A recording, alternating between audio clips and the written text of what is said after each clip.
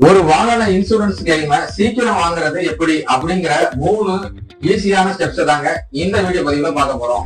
முதலாவது விஷயம், நம்ம வாகனம் விபத்தாயிருக்கு அப்படின்னா அந்த வாகனத்தை சம்பந்தப்பட்ட ஷோரூம்லயோ அல்லது உங்களுக்கு அருகாமையில் இருக்கிற ஒர்க் ஷாப்லயோ கொண்டு போய் நிறுத்தணும்.